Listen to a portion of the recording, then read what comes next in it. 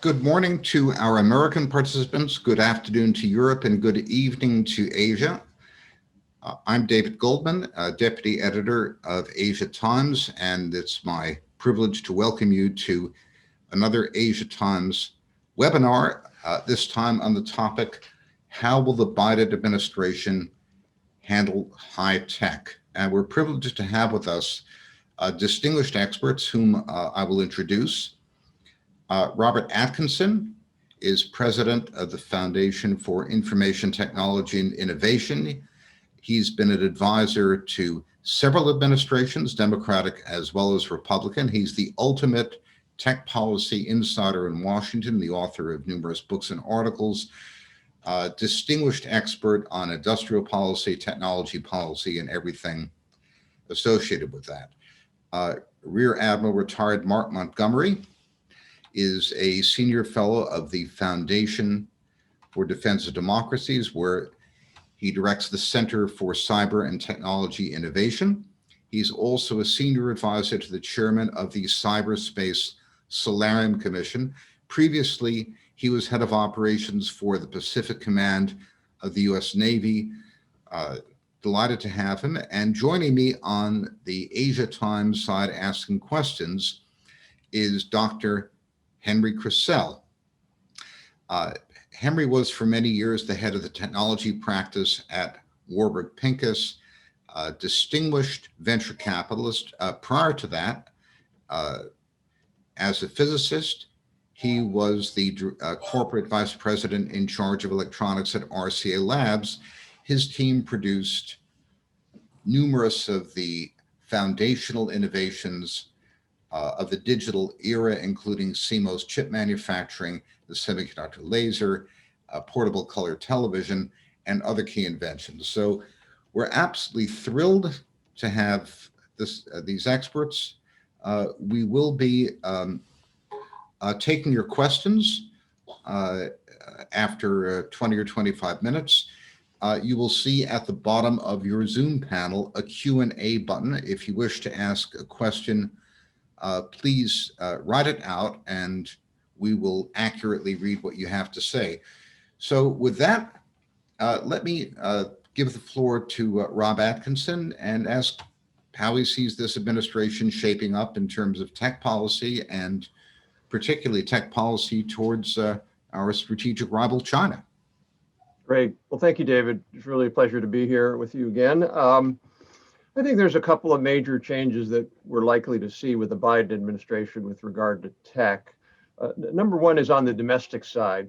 I always like to say with this, what you're going to see is more regulation and more spending or more investment. And what I mean by that, I think the Biden administration will push for kind of going along with what progressives want, regulating big tech much more, particularly in areas like privacy or facial recognition and transparency and AI, certainly antitrust cases. Clearly, this was not a Biden administration decision yesterday with Facebook, but I think you'll see more of that.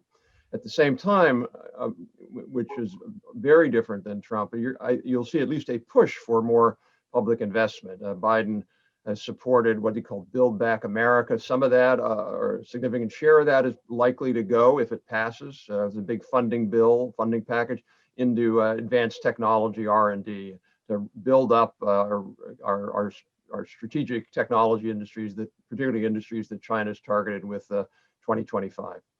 On the foreign side, I think you'll see we're not going to go back to Obamaism. Those days are gone. Doesn't matter who's in the White House. We're not going to go back to sort of having a lot of strategic and economic dialogues and hoping and praying that the Chinese and the U.S. align. I think there's a recognition that that hasn't worked and it won't work. But at the same time, you're not going to see, I don't believe you'll see the level of aggression or just intensity that you saw with the Trump administration from a Biden administration. I think they'll be more tempered. I think that they will also push for other things. Trump was very singular focused on economic and technology and to some extent military issues with China.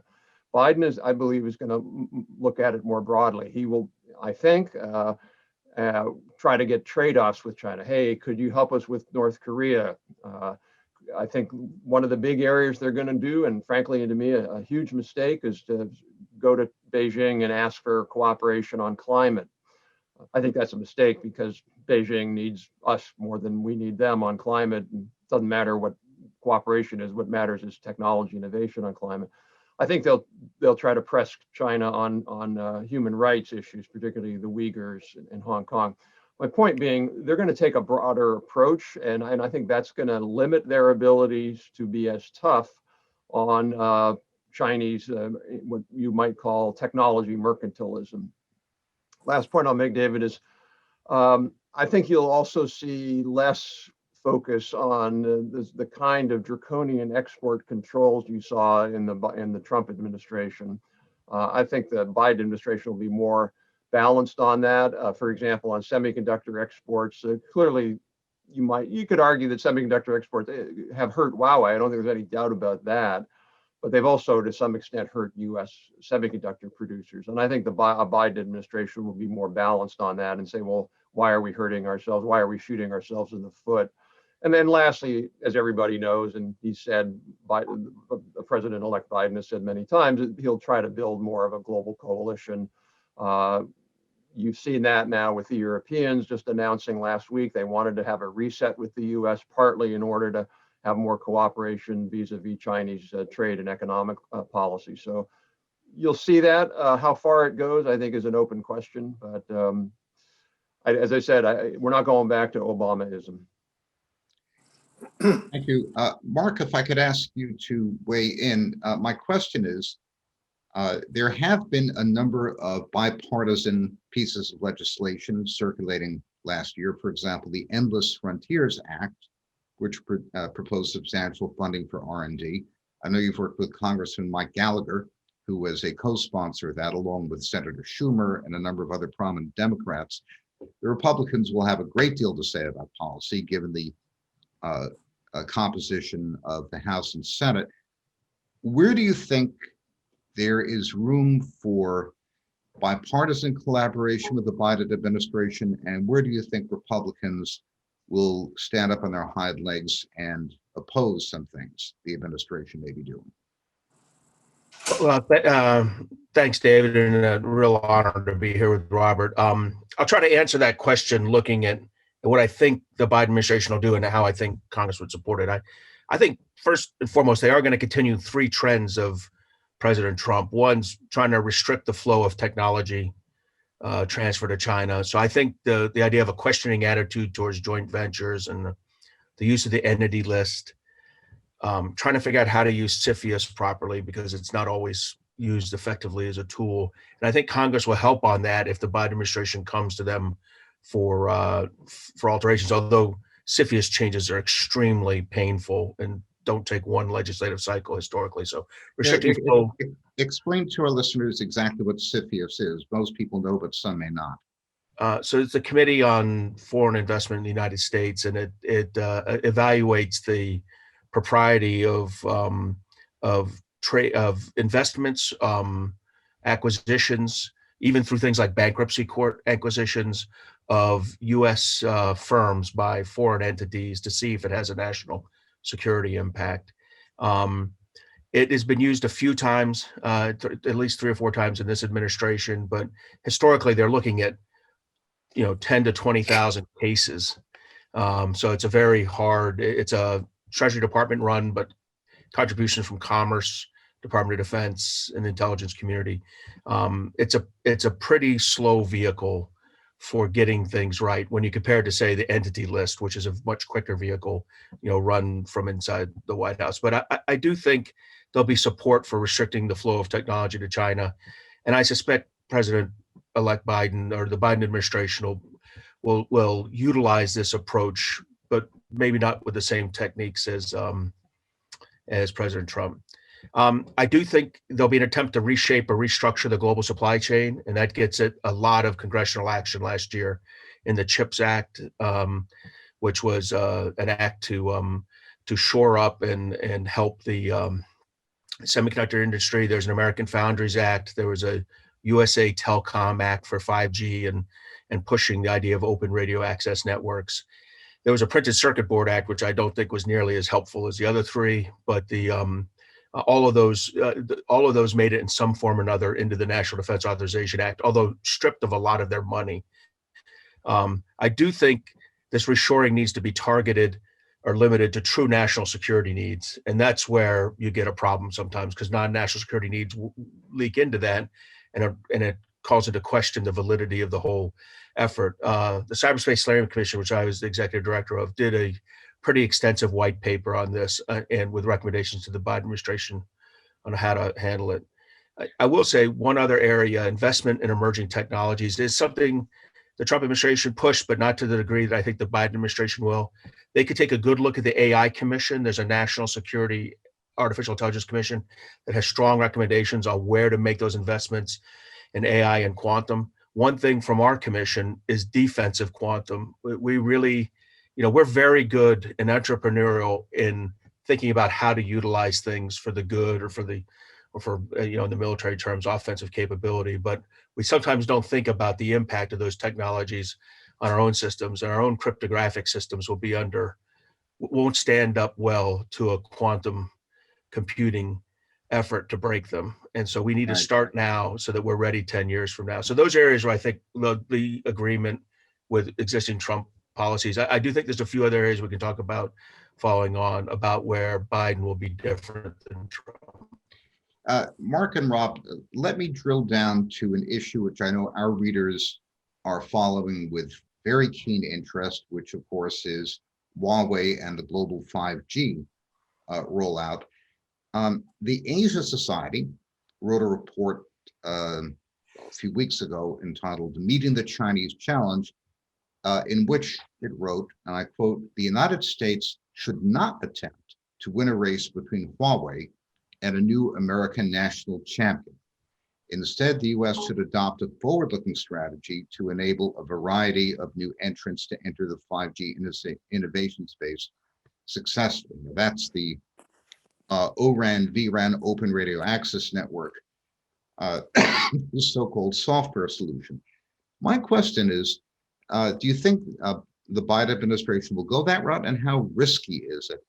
Ericsson, which of course has a dog in the fight, they make 5G base stations and they compete with Huawei, issued a paper saying that they thought it would be very difficult to provide security on this network.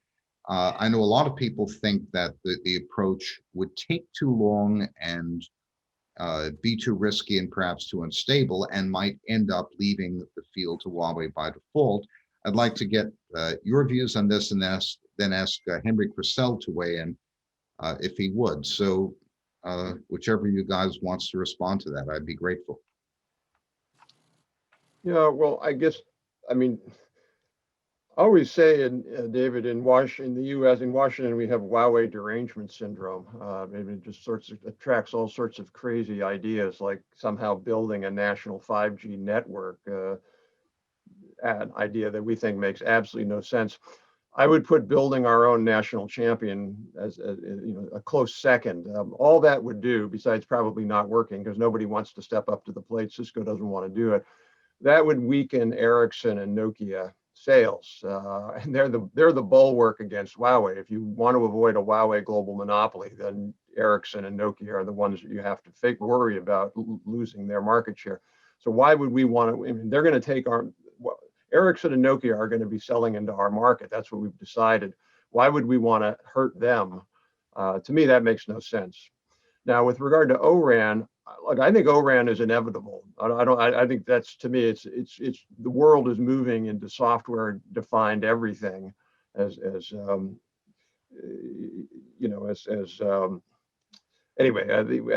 Andreessen said years ago, software is eating the world. Software is going to eat the world of telecom equipment. I don't have any doubt about that.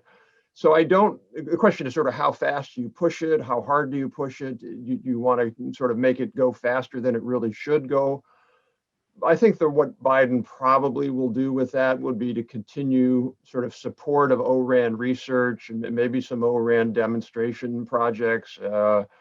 I don't see them pushing a big ORAN competitor right now. That would be my hunch. I don't think they're going to do that. But as I said before, O-RAN is ultimately going to be, I think, how these networks are structured.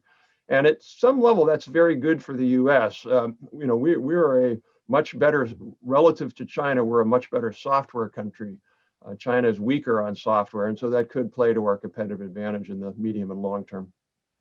Mark, would you like to weigh in? Sure. Yeah. So I'll agree that, you don't want to have Huawei Derangement Syndrome. I'm not too bothered by a little bit of Chinese MSS or intelligence, derangement syndrome, in the sense that I do worry a lot about the involvement of Chinese champions with their intelligence services and the requirements they might have under the national security laws. What I will say is I do support O-RAN, but and for some of the reasons Robert mentioned, which is that the Open Radio Access Network plays into IT software, which is our strength. It's about 98% of our entrepreneurial investment in IT is, or 97% is in software, 3% is in hardware, because I think most venture capitalists don't have the patience it takes to roll out an IT hardware product. So it plays to our advantage. The place I do think the Biden administration could get very involved is international norms and standard setting bodies. In this case, the 3GPP organization that drives 5G standards. The Chinese are going to put up a last stand there for their national champion, Huawei, to try to block the broad adaptation of Open Radio Access Network. And we need to get in there. We need to properly fund State Department, NIST, work closely with US-based, but also allied and partner-based companies to work inside, and our allies and partners to work inside that organization and others like the ITU to drive the opportunity for interoperability. Because that's what Open Radio Access Network gives you, is the opportunity for interoperability. Without it, Huawei will ensure over time that only specific software is able to run between their core and antenna systems, and that will limit the opportunity for allied and partner companies and Cisco to participate. Thank you. I'll just say quickly, Mark, Yes. I 100% agree with that. I think the standards area is really important. Just to be clear, I support a ban on Huawei equipment in the U.S. What I worry about is that we go beyond that, like, we have to have a government operated cellular network, and that I don't agree with. I'd love to hear what Henry Kressel is using this. Yeah, I think the problem is really twofold. Once is that's why I'm in favor of supporting Ericsson and Nokia. Maybe it's a short-term solution, but in actual fact, if Huawei gets to become the dominant supply in the world, which they're on track to do, then it becomes commercially impossible to really sell anything else, because the investment required to scrap their equipment and put in a complete software solution sounds great, but it's a big leap. So whereas long term, no question about it, that the software defined systems will dominate as they're going, no question about it. We have a little problem for the next, say, 5 to 10 years of trying to avoid having Huawei dominate the world, and that the only hope we have is Ericsson and Nokia. And number two, working with these international organizations on standards. I was involved in that early in my investment career. It's a real messy political mess. And the moment you have somebody like Huawei dominating the marketplace, stuff just tends to move their way. So I think what we need here is an intermediate strategy on hardware and software related to that hardware to try to prevent a Huawei monopoly around the world. Now, unfortunately, this is very difficult to do politically, because you have to figure out what money you're going to channel to them, what are you going to do to support R&D organizations, and so forth and so on. It's a massive program, and I don't even know. I don't know how the Biden organization is to go about doing that. This is something akin to the space program, of course, but on a different level. And I'm just curious to see what the thoughts are on actually organizing an effort like this, which is relatively new to the U.S. right now. So, Henry, if I understand what you're saying, if I could summarize it in one sentence, things are moving in Huawei's direction now, and a software-based solution probably will not be implementable quickly enough to deflect that. So essentially, the inertia is in Huawei's direction, and we haven't heard anything so far concretely that would stop that inertia. That's right, exactly. Any thoughts, Robert, Mark? Well, I agree with that, but we have to remember there are a lot of countries now that have enacted either de jure or de facto Huawei bans. UK, France, Japan, Korea, certainly the US, and a number of other countries. And I would hope the Biden administration would keep pushing that. Australia. So, those are big markets when you add them all up. So Nokia and Ericsson are not going to be shut out in the next 5 or 10 years. They'll have those markets. I think the question is a couple of things. One is could we better contest for the third party markets, Latin America, Africa, and there I think a joint US-EU initiative around a sort of our own Belt and Road, if you will, around the telecom equipment and services and even internet services, I think would be quite valuable. And then secondly, we could and should do more around if you will, a telecom equipment industrial policy. We need a better research and development tax credit here in the U.S. I mean, Nokia and Ericsson have a lot of jobs here in the U.S. We could be funding. One of the things that we helped the Obama administration create was this manufacturing innovation system, the Manufacturing USA Network, it's called.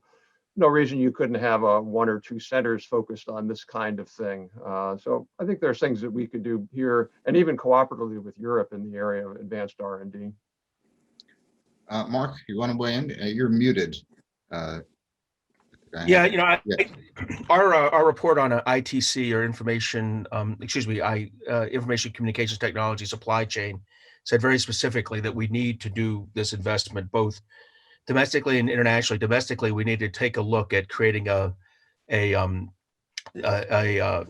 some seed money that helps that encourages venture capital investments in IT hardware, and then with very specific technologies in mind that really have to lean a little bit towards national security to I think to get the money approved. But secondly, USAID and XM can help overseas and OPIC with overseas investment in targeted companies that have the opportunity to compete with China. So I do think there's some opportunity for a little bit of government industrial policy to try to get this going. Otherwise, as I said in my opening remarks, I mean, we're a really small percentage of our kind of IT venture capital funding is going to hardware. It's just not, it's seen as taking too long to know that it was a good or bad investment when you compare it to a software effort, 2 or 3 times the length, and there's just not the patience, and we need to encourage that patience. Yeah. Let me make a comment on that, David. Yeah, please, Henry. What drives venture capital investment? It's absolutely correct. The venture capital investment is going into quick turnaround companies, and a lot of them in commercial and consumer services. The problem that you really now have, and I've looked at a lot of opportunities in the hardware side, that we made an investment, for example, in solar panels in the United States. And what happened is about 3 years after we made the investment, it became Chinese national policy to build up the panel industry in China. This was in the 2005 or 2008, whatever. And they simply started to flood the market with panels with technology imported from Germany and from the United States, and they bought equipment and so forth and so on, and simply subsidized these companies making losses. And we put tariffs on it, didn't make any difference. They simply underpriced everybody. And as far as I can see right now, that's a $30 billion industry that's in China. So what happens is venture capitalists are very, very bad at competing with state capitalism. And so that in order to make it attractive to have investment in the hardware industry, and there was lots of investment in the chip business, for example, in the 1990s, 1980s. And at Warburg Pincus, we made a number of six investment in chip companies, and they were all successful. At this point, you really have to look very carefully because you're really competing now with governments entering those same industries. So that in order to encourage or to get capitalists to want to put some money into those spaces, they have to feel that it's an even playing field. And that's very difficult to do right now. Yeah, if I could just add something to that, David, I 100% agree with that, Henry. ITIF wrote a report recently, my colleague David Hart, looking at the effect of Chinese solar subsidies. And the effect was to drive out more innovative US and European companies that had more innovation in the actual product design and the like. They just drove them out of business because of that. And I think that is an investment killer, if you will, because companies know that. I think one answer should be that going forward, if we can, we should just simply say any Chinese firm that is based upon, sort of unfair subsidies, sort of that go beyond what the OECD sort of the definition of government support would be, combined with IP theft. So, for example, that Chinese DRAM firm, Fujian Hinghua, which stole its technology from Micron and got a $3 billion grant from the government to build a DRAM factory. We should just have a clear policy that those companies will never, ever import something to the US, export something to the US. Now, if we could get maybe the Brits and the Canadians and maybe the Europeans, that's a tougher sell. We should just make it, in my opinion, we should just make it clear that, we're not going to allow that, we're not going to tolerate and reward that behavior anymore. It's one thing to sort of, like hire the appliance company. As far as I know, they're not subsidized and they make good refrigerators, fine. But that's very different than semiconductors where they are massively subsidized. We will go to questions from our readers in just a moment, but I have just one more topic I'd like to hear your thoughts on, and that is quantum computing. A few days ago, a Chinese group announced what they claim to be a breakthrough in quantum supremacy with a computer using photonics, which they claim is many billions of times faster than the quantum computing exercise that Google published. I don't know much about the technology involved, but quantum computing certainly is a topic that gets everyone's attention. Any thoughts about that in particular? I guess not. This is Mark. I'll reiterate what I said earlier. I'm a nuclear engineer, not a quantum engineer, so I don't want to get too far out of my lane. But I'll say that while I believe that industry and opportunity in the kind of U.S. traditional entrepreneurial effort at R&D can get a lot done in the effective utilization of quantum, and then for the military, the offensive end of quantum. And I know the right research R&D investments will be made by the government for its own use in the offensive end. I really worry about the development of technology to protect not just government, but private sector and personal information technology security from quantum tools, cryptographic breaking tools, which is one of the primary uses for quantum going forward. One of the real drivers of the speed requirements and processing requirements, and that kind of investment always lags because there isn't a sense of either profitability on the private sector or requirement to defend in the public sector. So if we're not careful, we could be in a real pickle pretty soon with the inability to protect our communications and the inability to protect the privacy of our data, and it will take years to catch up. This is one of those things that your seed core investments need to have happened 5 years ago, but if they didn't, you need to kind of do those accelerated payments now, so that we're ready 7 to 10 years from now when these tools are ubiquitous among our adversaries.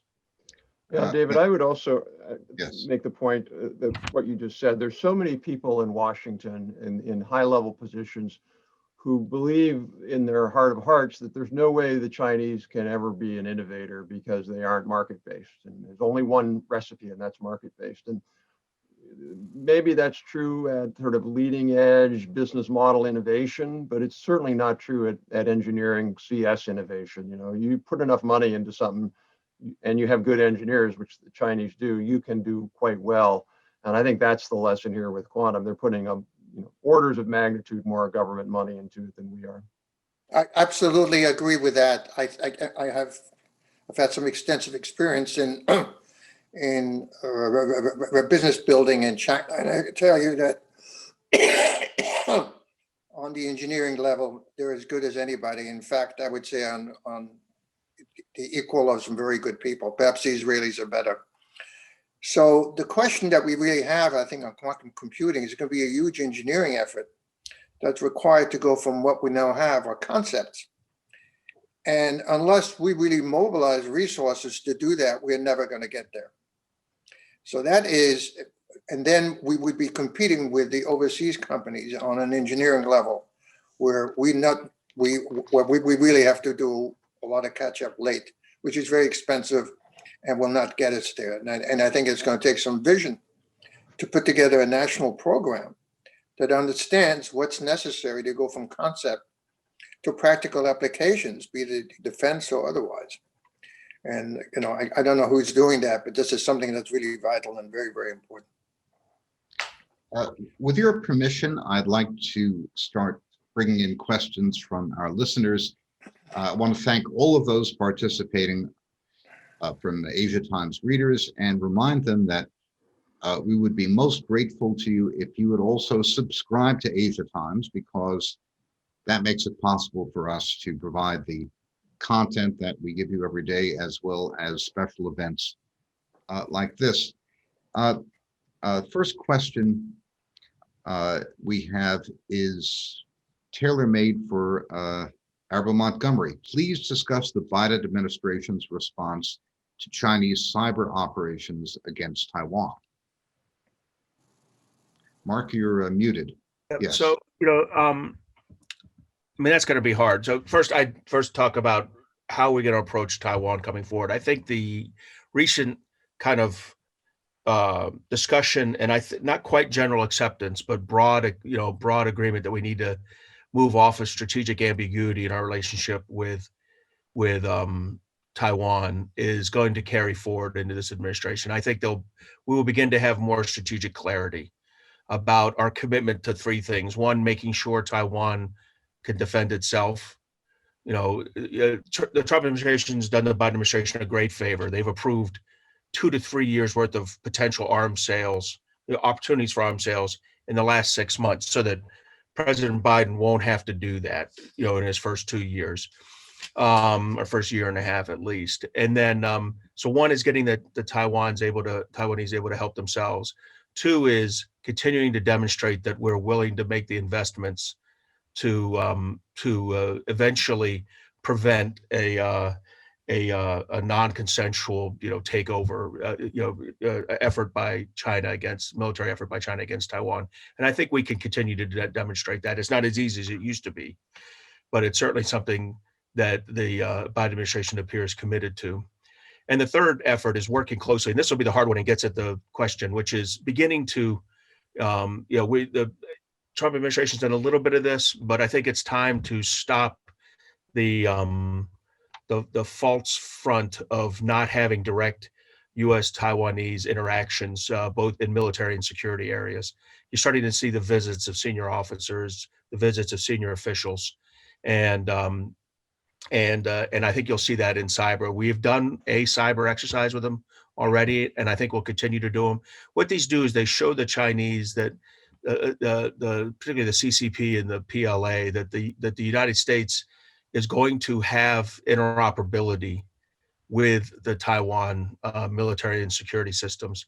And this is all about avoiding a war, making them harder, making the Taiwans harder to digest, demonstrating that we have the capability to do something if we choose to, and then showing that the two of us are interoperable. This is all about creating the conditions where China doesn't want to do the unthinkable. And so I do think you'll see, being that cyber is one of the attack vectors that Chinese have clearly demonstrated the capability and willingness to use, it'll be one which we demonstrate the capability and willingness to support Taiwan in blocking. So you'll see an increased investment, but it's in that U.S.-Taiwan cyber, but it'll be in the context of a broader effort to create a deterrent effect against inappropriate Chinese behavior. Thank you. George Cherian asked an interesting question. China has done a good job in developing excellent infrastructure, such as fast trains and other innovations.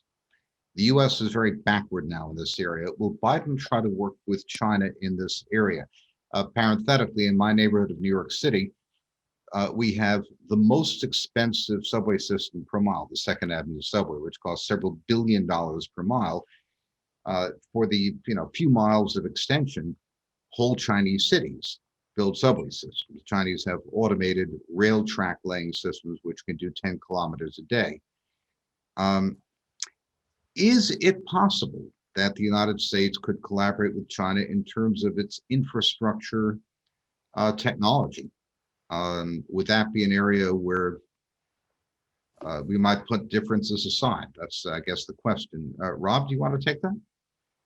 Yeah, I don't think there's much possibility of that. There's a whole, I don't know, group, if you will, consortium or whatever, pushing back against Chinese rail, partly because we have a report we're working on looking at the rise of Chinese rail, and a lot of it was due again to the same pattern: forced tech transfer with Siemens and Kawasaki, and massive subsidies. They merged their two rail companies into CRRC, this kind of global behemoth. I think for the same reasons we don't want Huawei, we're not going to allow Chinese rail, or we're going to, certainly a lot of those decisions are made at the local level. I think actually, if anything, the risk is the opposite, that those decisions will get nationalized, particularly among there are a lot of Republicans in the Congress now who are quite concerned about Chinese rail investment here. So I wouldn't put that on the top of the list. Related question from Pierre Bourque in Ottawa, who notes that the question of Huawei's participation in Canada's 5G network is a matter of ongoing daily discussion in the Canadian Parliament. What will Canada do about Huawei's participation in 5G? I'll say parenthetically, the German media is reporting that Germany has decided not to keep Huawei out of its 5G build out. So any thoughts about where Canada goes here? I'll start with, just from a security intelligence point of view, I'll be surprised if a Five Eye country ends up with Huawei moving into its 5G network. And on Germany, let's just wait another week. We'll have another German position. This is been a significant flip-flop effort over the years. And there's some unique issues with the United States and Germany over IT that I think, and the intelligence use of IT, that probably color some of the thinking about it. And we'll see what happens with the next chancellor and where 5G goes in Germany. But in the specific question of Canada, I would be very surprised if a Five Eye country ends up with significant Huawei in their 5G. There's a question from Petrus de Koch, who wants to know how these dynamics between the United States and China would impact developing countries, for example, Africa. How will the implied geopolitical dimensions of the technological rivalry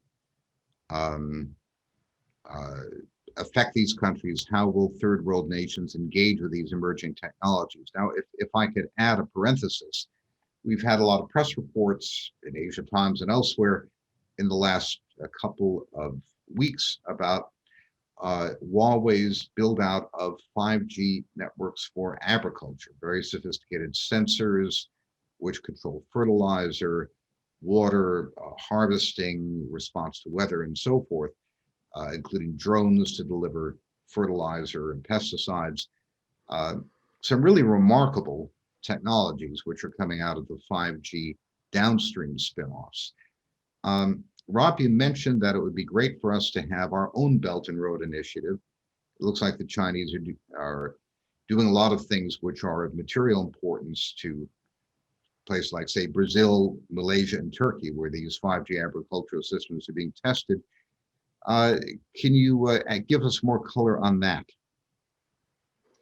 Sure. You know, what has amazed me over the last 5 years or so, as I've gone around the world to a number of developing countries, is just how massively present Huawei is in so many different ways. You know, education, training, public service, obviously selling their equipment. And where are the U.S. companies? I don't see them. So in a lot of ways, I think that we've ceded the field to Huawei in these emerging and developing markets. And as much as I would wish that would change, I don't think it's going to change. Huawei has real advantages in a lot of these countries because they've spent the last 5 years or maybe even longer building very solid relationships, which is what you're supposed to do as a multinational. It's not just about selling the equipment. You know, it would be nice if the U.S. were to have a major push, or a U.S.-European major push with real money behind it. I just don't see that happening. I think there'll be an incremental increase in some programs, maybe at AID or XM or OPIC or things like that, but I'm skeptical. So I think at the end of the day, Huawei is going to do quite well in those countries. Yeah, I'd follow up by saying that, yeah, Robert's exactly right. The USAID, OPIC, XM investments are pennies on the dollar of BRI, and in the case of Huawei specific investments, that there will not be a U.S. state-funded solution to this. So in the absence of American companies doing it, I think that this is a challenge. Now, yeah, and I agree that I don't see any effort by American companies to displace them, and I don't think there's an American, I hate to say the word champion, but there's an American company even positioned to do it. So I just think in the telecom and in a lot of the ICT world, this is the state of play, and it's going to remain this way. Thank you. Another question involves the entity list and the limitations on chip and related technology exports to Huawei and other designated Chinese companies. A listener would like to know how the Biden administration will ask. Now, let me parenthetically mention that we had the pleasure of having former Congressman Barney Frank speak to us a few weeks ago. His read, for what it's worth, was that the Biden administration would not unilaterally abandon any of these measures, but would put them on the table for negotiation. We'll give you more access to technology you want if you give us things we want. For example, more access to the Chinese market for American tech companies, hypothetically. Any thoughts about how this sensitive issue would be negotiated? And I'd also love to hear from Henry Kressel on this, but who would like to begin? Well, I think a couple of things. One is, if you just look at the Huawei issue, it's clear that the export ban has hurt them on their handset business more than it's hurt them on their 5G equipment business. And you can say, oh, wasn't that good? At the end of the day, who cares? Because there are other handset companies in China who will just take that market. So we probably, even if we could cripple the handset business of Huawei, we're not going to give Apple market share or Samsung market share very much. So it just transfers business from one Chinese company to another. The issue then is really about the equipment business, and there I think we have less leverage. Just the chips aren't as advanced. They're building through different measures their own capabilities. So, and we're hurting U.S. companies. The other thing I think we can't underestimate is how much damage we've done to the reputation, to the sort of security of, if you will, of reliability, I should say, of being able to buy American products and inputs around the world. a lot of, I was talking to one company in Italy, who said, you know, we have American chips in our product and we're thinking of getting out of American chips in our product because we just can't trust that anymore, that maybe our products will be cut off. So I think the Biden administration will want to move away from that. And if they do anything, they'll want to do it more in a Wassenaar kind of joint agreement and get our allies involved. But I think this unilateral part, I just see it as weakened in the Biden administration. Henry, I'd love to hear your thoughts on this. I think that controlling exports is it's very difficult. I think the attempt to cripple people by stopping, all you simply do is you force them to build alternative sources. So I think that you can block the export of fighter jets perhaps, but on basic components that are used in general purpose equipment, I'm definitely against that. It's very poor policy. David, I'd say two things on this. One, I think there's a friction factor in getting on a list and getting off of list.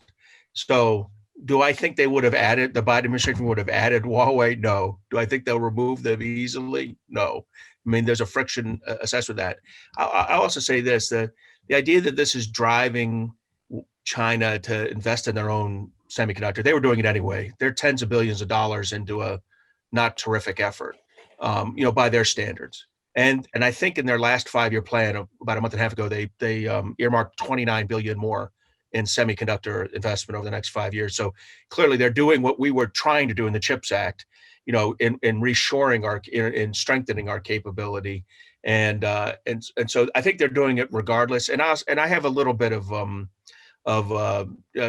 prove it with our NATO allies and our European trade partners that they're going to move to someone else. They need our chips, particularly down at the smaller sizes, 3, 5, 7, 9 nanometer. There's the United States and partner companies, and I would say that Taiwan's are in this as well, are providing the plurality and majority of these systems. And I don't think any of our European allies are going anywhere on this, and they certainly won't do it under a Biden administration that I think reaches out to allies, reduces EU and eliminates EU tariffs and starts to create a more collegial environment, in that regard already. So I don't think Huawei comes off easy.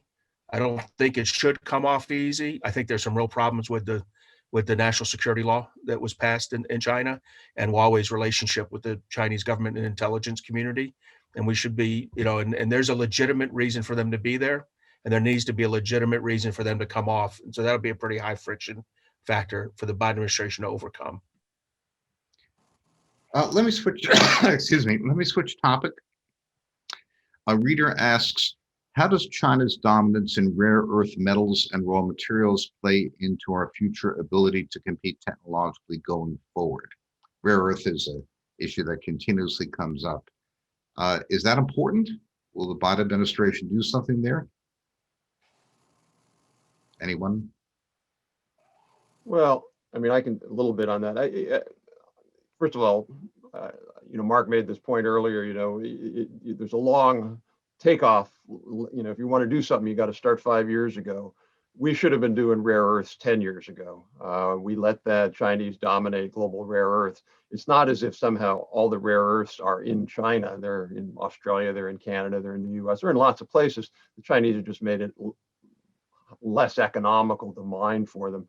So we do need some sort of allied-based, maybe Five Eyes-based rare earth policy. And there's been some of that happening. I'm just not all that familiar with it. I would imagine that under Biden, that would continue to go forward and strengthen, because there is a risk of, very serious risk of dependency on rare earths by China. They've weaponized that in the past, and we have to be careful about it. Yeah, I agree completely. In our ICT white paper, we talked a lot about the shortfall in rare earth elements. Really, I mean, and you think we're talking about lanthanum, samarium, terbium, the ones that kind of improve the conductivity, give kind of IT hardware special properties. It's what really helps, in your display and touch panels. It helps the military in its radio transmissions. It helps your 5G and fiber optics. Our defense platforms use these, whether it's precision guided missiles, Navy weapon systems, they all rely on these rare earth elements for critical components. And I do agree, we have the ability to mine, it exists in the United States, but the extraction of the rare earth element from ore is a costly process with our labor costs, and it causes considerable environmental damage, which we seem to care about, which I appreciate. And for these reasons, I think the U.S. has fallen behind China, who does have lower production costs. They have government subsidies. They have fewer environmental restrictions. And really, we are dependent on them now. There are some other options, in I think Estonia, South Korea, Malaysia, Japan, a few others. Japan, because Japan started working it, as Robert mentioned, 10 years ago, the Chinese practiced some industrial policy against Japan and limited their access. But China, with these kind of political, environmental advantages, the existing ownership of a majority of the world's mining and processing already. In fact, we do mine a little bit in the United States already, and it goes to China for processing.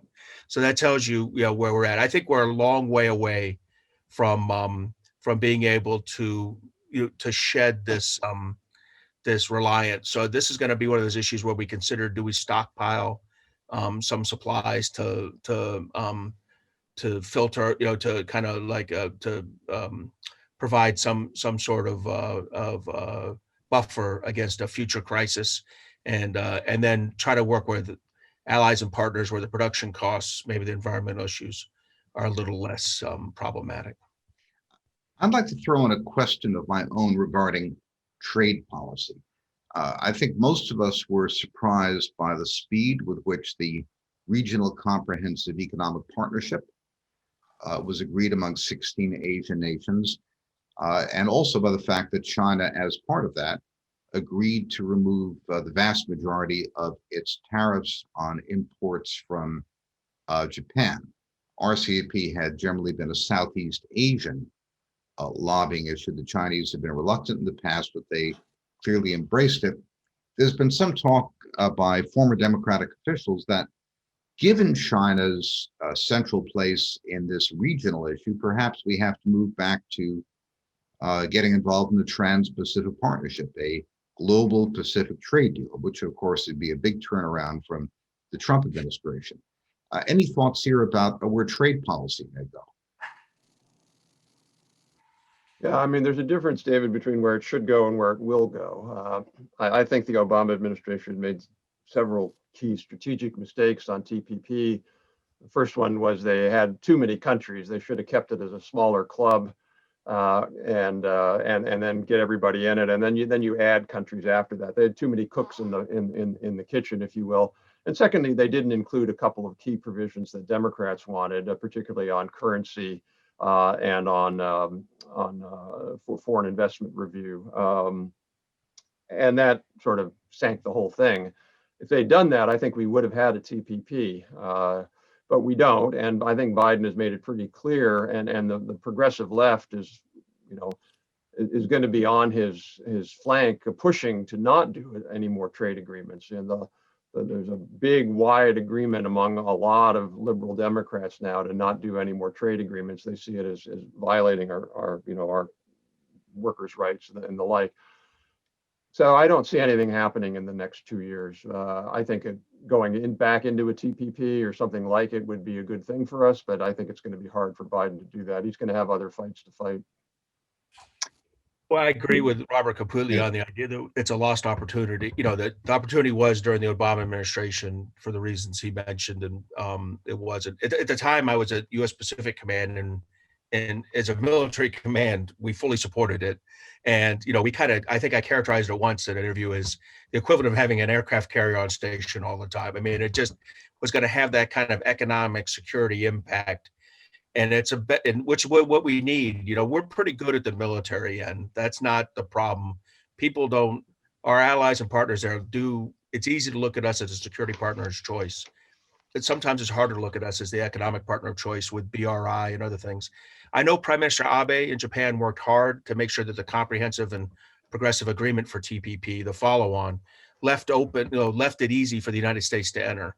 And I sure wish we could, but I agree with Robert that the left flank of the Democratic Party is gonna make it very hard for President Biden to do the right thing, as opposed to the politically expedient.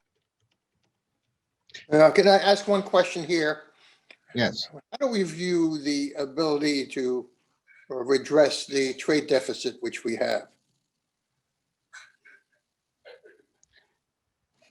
We view our ability to address with China or globally? Probably the world at large. I mean, we're running what, $900 billion a year trade deficit, and it shows no signs of shrinking.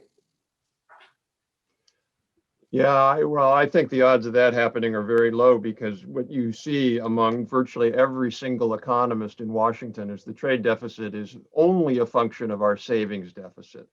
So if we just saved more, we wouldn't have a trade deficit. I don't agree with that logic. That implies somehow we could have a 90% corporate tax rate and have no effect on the trade deficit, right? And clearly, clearly it would. It implies that foreign tariffs don't have any effect. I don't think we're going to do anything, Henry. I mean, to me, the economics elite class in Washington is so totally against even considering the trade deficit as a problem that it's going to be hard to have some sort of, push on that. Maybe in 2024 with a new administration that takes that more seriously, but I don't see it happening, unfortunately.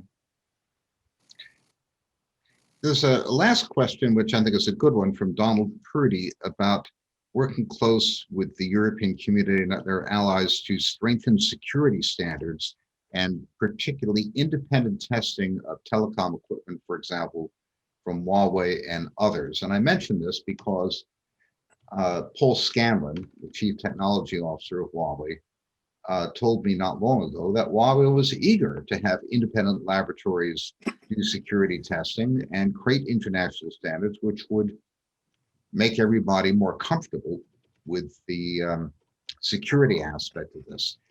This hasn't been done. Is there a possibility to get a global agreement on cybersecurity standards and independent testing of sensitive equipment that might defray some of the disagreements here? I'd like to ask Mark about that, and then Henry Kressel, if you have any thoughts, please chime in.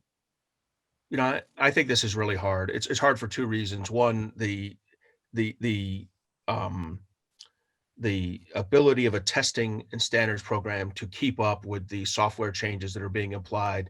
And if you knew this was the argument up front and you're a company in cahoots with your intelligence agency, no matter what your country is, then you just wait until a software upgrade to put them in.